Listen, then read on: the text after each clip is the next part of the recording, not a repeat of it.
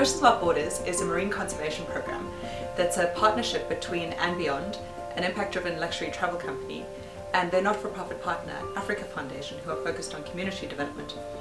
And together, they're working to support marine conservation solutions across the span of andBeyond's marine footprint in East Africa.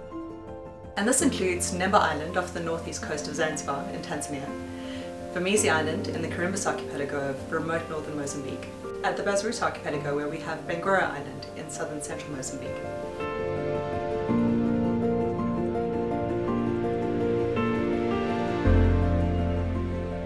And across each of these sites, Oceans Without Borders is looking to support marine conservation programs and initiatives, work with local communities to really build local capacity, facilitate world-class research to support data-driven decision-making, and then also to work with our guests to ensure that we're building awareness around the marine conservation challenges facing this region. Climate change is driven by an increase in the greenhouse gases that surround our planet. And these gases are actually a very normal and very important part of our atmosphere. So they form this protective layer around the planet, much like a greenhouse forms a warm protective layer around young plants that are growing. And it acts like a blanket, so it keeps the sun's heat close to the earth. And it's exactly the reason why we're able to grow such beautiful, diverse ecosystems on our planet. The problem now is that we're changing the balance. So we're putting an excess of these greenhouse gases, and particularly carbon dioxide, into our atmosphere. We're effectively creating a thicker blanket around our planet. And this means that we're trapping more and more of the sun's heat close to the earth. And with more heat and energy trapped around the earth, we're starting to see changes like more extreme weather systems and weather events happening. We're also seeing that we're getting a shift in the distribution of habitats as plants choose to grow in different places as the weather systems change. We're seeing changing dynamics in our annual weather systems and seasonal cycles. And then this is obviously upsetting a lot of the animal movement as well, so there are changes in migration patterns. And our oceans are not immune to this either. It turns out that our oceans are incredibly good at absorbing all of this carbon dioxide and heat that we're putting into our atmosphere. As the oceans are heating up, we're seeing that there's a melting at the polar ice cap, so we're losing our frozen regions on our planet. And this is causing ocean levels to rise, which has very severe impacts on low-lying areas like our island nations. We're also seeing that habitats in our oceans that are used to living in a very narrow range of temperatures are becoming stressed. So coral reefs, for example, they're used to living in a very narrow temperature band, so they live close to the equator, where temperatures don't change very much. And when the corals get stressed, we see an event which we call coral bleaching, where the corals go white, and if the bleaching is severe, then they may die. And coral bleaching is leading to huge devastation around the world in coral reef ecosystems. And if the corals die in an ecosystem, they take the foundation out of the entire ecosystem, so all the things that rely on them are then in jeopardy as well. We're also seeing that because our oceans are so good at absorbing carbon dioxide, they're actually starting to become more acidic. And this has really potentially strong impacts on how many of our marine organisms are able to build their skeletons. Phytoplankton and zooplankton, so all the little creatures that form the basis of our global fisheries, they too are struggling to build their skeletons. And when you take the very foundation out of that ecosystem, then you start to threaten everything that relies on that further up. Carbon offsetting is a way for us to effectively try to neutralize the negative impact we have when we release excess carbon dioxide into the atmosphere. So things like driving our car, flying in an aeroplane to travel to amazing destinations, buying goods that have been manufactured in factories, and all of these activities require burning fuel. When we go about all these normal activities in our daily modern lives, we're releasing carbon dioxide into the atmosphere. So to attempt to restore the balance, we can potentially offset these emissions. And this is what we mean by carbon offsets. So to do this, we need to find ways and support people that are working and focusing on projects that actually absorb carbon rather than release them. Ways to do this is to plant plants. So we often hear about planting forests because plants are very good at taking up carbon dioxide, which they then use for photosynthesis to grow their leaves and their stems. Through identifying programs that are doing this sort of work, that are rehabilitating habitats or protecting habitats, that absorb a huge amount of carbon dioxide, we can potentially neutralize the impact of our carbon emissions on a daily basis. Our oceans play a very important role in the carbon cycle on our planet. They in fact cycle up to 83% of all of the carbon that is cycled through our oceans and our atmosphere. And the ocean is what we call a carbon sink. So it effectively takes up more carbon than it releases. Because it has this amazing ability, it plays a very, very important role on our planet to equalize the balance of carbon dioxide and to reduce the level of greenhouse gases in our atmosphere. The problem is now is that we're producing more carbon dioxide than our oceans are able to absorb. There are two key processes in terms of how the oceans actually absorb this carbon. And this is where our ocean water actually just absorbs carbon dioxide directly from the atmosphere. And then this water is then channeled down to the deep oceans and carried in our currents, where it gets locked away in these really deep layers of the oceans for many, many hundreds of thousands of years. In a similar way, biological matter is what carries the carbon to the bottom of the ocean. So all the life in our oceans, the plankton, the whales, dolphins and fish, all of those creatures are made up of carbon in exactly the same way that we're made of carbon.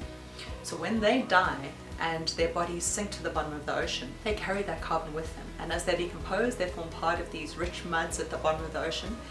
And these layers lock this carbon away for up to millennia until eventually one day they'll recycle through the ecosystem and surface again on our planet.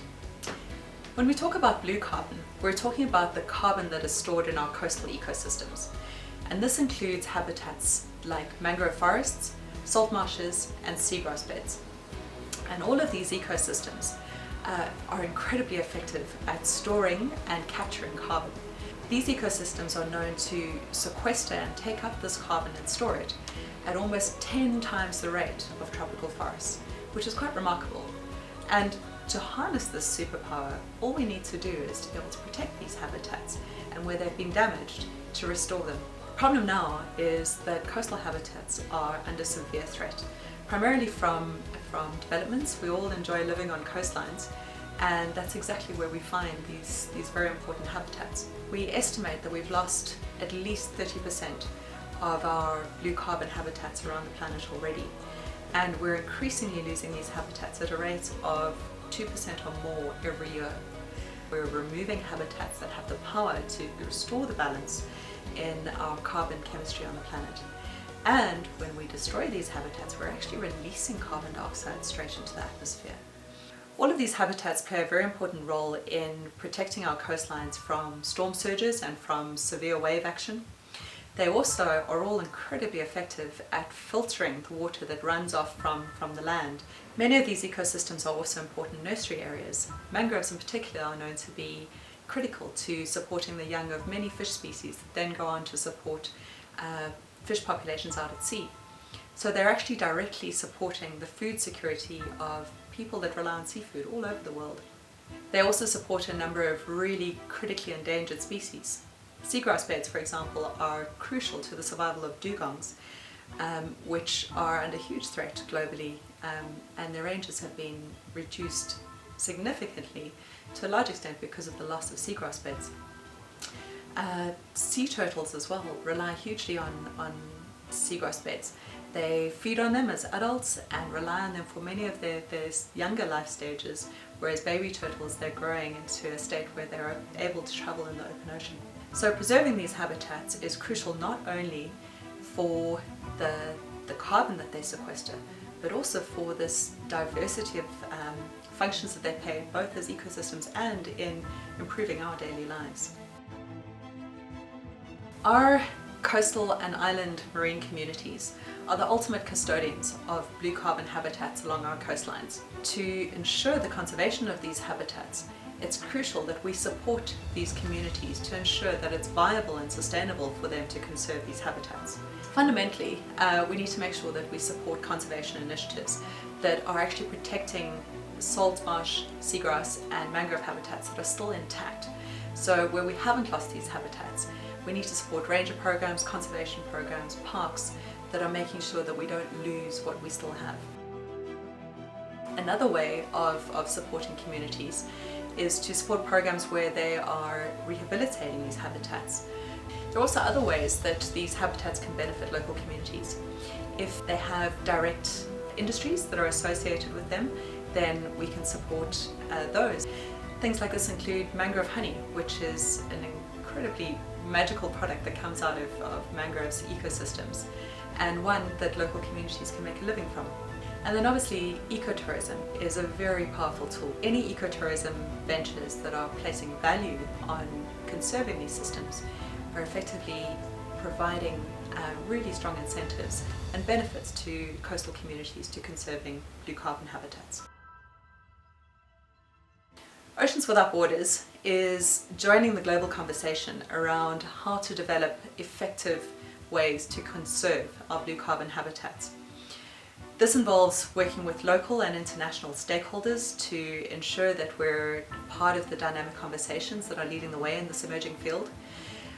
We're looking to identify programs and initiatives that are supporting local communities to ensure that they can conserve these habitats, and where possible, finding innovative ways to restore and rehabilitate areas that have been lost. We're also working with our guests to begin to raise awareness around issues associated with blue carbon, and to identify programs that our guests can support so that they too can offset their carbon emissions. There are lots of little ways that you can on a daily basis support marine conservation and the conservation of blue carbon habitats. Try to find small ways that you can adjust your daily habits, like switching off your lights or any appliances that you're not using, reducing the amount of packaging that you buy. You could also choose to walk or cycle instead of taking the car. Make sure that you're buying goods that are produced locally, because if they don't need to travel a long distance around the world to reach you, the carbon footprint of each of those items is less. We rely on our oceans more than we know. They're responsible for about 50% of the oxygen that we breathe, and they cycle over 83% of the world's carbon cycle. Conserving these systems is critically important to both the well-being of our ecosystems and for our own well-being. Find programs that are supporting blue carbon conservation. Do everything that you can on a daily basis to reduce your carbon footprint. And let's work together to leave our oceans a better place.